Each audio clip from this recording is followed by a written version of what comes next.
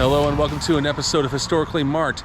I am Jason in Auburn, New York, and right behind me is the William H. Seward House, a place where the Secretary of State under Abraham Lincoln and President Andrew Johnson called home for most of his life. There's a historical marker here.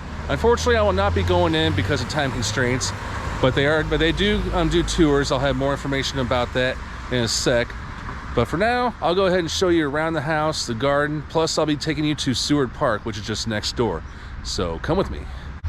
All right, here is the historical marker put up here by the proud and grateful citizens of Auburn in 1959.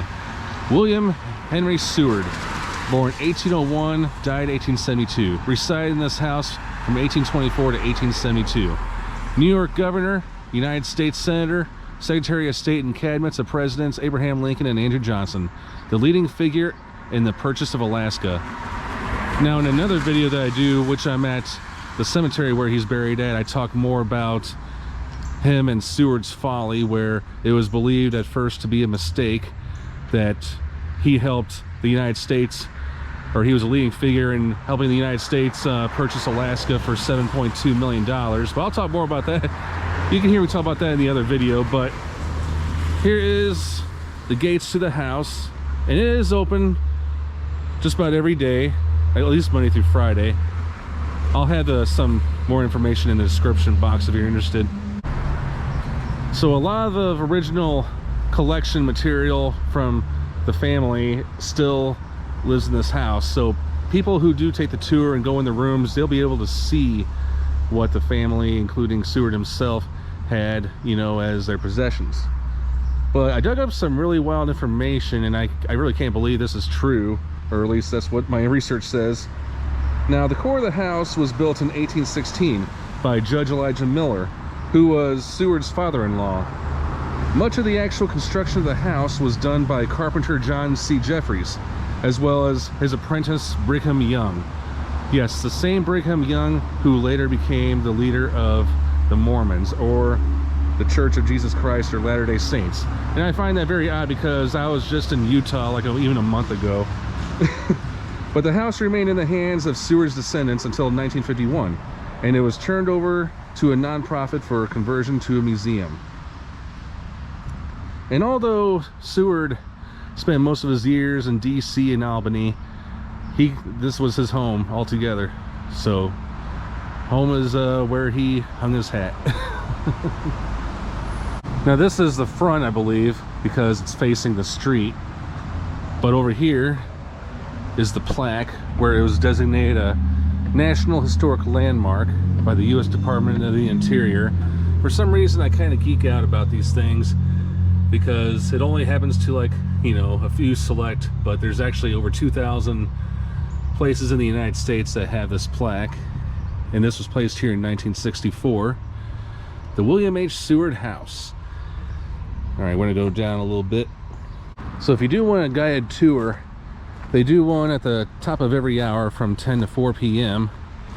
And the admission is $14. However, if you're a member of certain clubs or organizations, I mean, there's a discount involved, and also for seniors and children. This is not the entrance, but I definitely thought this looks like a cool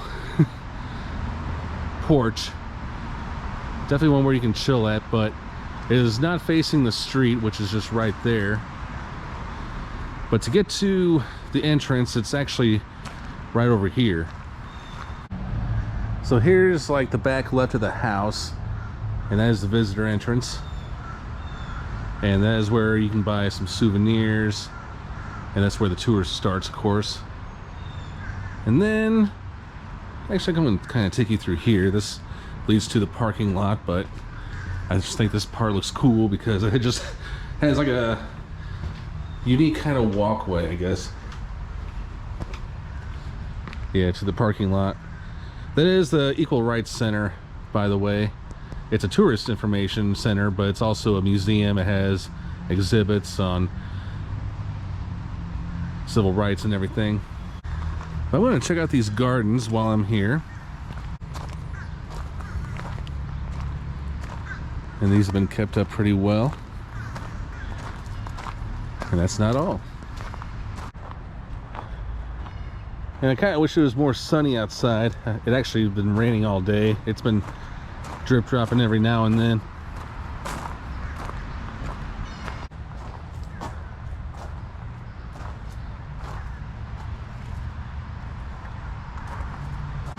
So as you're walking down South Street, you'll see a lot of old ancient homes. That one looks very, I wouldn't say ancient, but that was just a word for old that popped into my head. But they're definitely trying their hardest to restore these homes. And I mean, yeah, they're definitely magnificent, as I'm sure they were back then, even though you can tell that one's been boarded up. But behind the property is Seward Park, and there's another historical marker, plus there's a statue of Mr. Seward. So I'll go ahead and check this one out right here. Okay, this one's done by the William Pomeroy Foundation, dedicated November 15th, 1888, on land given to city by Seward family. Bronze statue depicts William H. Seward delivering higher law speech to Senate. And this was put up in 2022. All right. Well, I'm going to go ahead and make my way over there. And one thing I learned while I was in the state of New York, they do have a lot of historical markers about Alexis de Tocqueville, who I learned about in American literature class in high school. The 25-year-old French aristocrat and author of Democracy in America visited this area during his 1831-1832 tour of America. And this was put up by C-SPAN and the cable TV industry while retracing the tour in 1997 and 98. Very interesting. I saw one of these in Syracuse, downtown Syracuse, just a few days ago. But here is the statue of William H. Seward. Well, this is the back side. I'm just going to go to the front, but I'm going to read this quote or title. It says something. Presented November 15th, 1888 to the city of Auburn by the townsmen and friends of William H. Seward in commemoration of his beneficent life and of his distinguished services to the state, to the nation, and to mankind. And this here is a quote from his higher law speech. The Constitution regulates our stewardship. The Constitution devotes the domain to union, to justice, to defense, to welfare, and to liberty. But there is a higher law than the Constitution, which regulates our authority over the domain and devotes it to the same noble purposes. How through these years in silence thou hast borne the cruel doubt, the slanders of debate, the assassin's knife, and keener blade of scorn wielded by party and its narrow hate.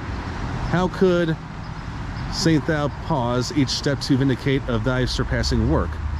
Lo, it is done, freedom enshrined in our regenerate state, and they who were divided made as one. All right, thanks so much for tuning into this episode of Historically Marked. I am Jason in Auburn, New York at Seward Park. So I hope you enjoyed learning a little bit about one of the most important Secretary of State office holders in history, the United States. All right, Jason signing off.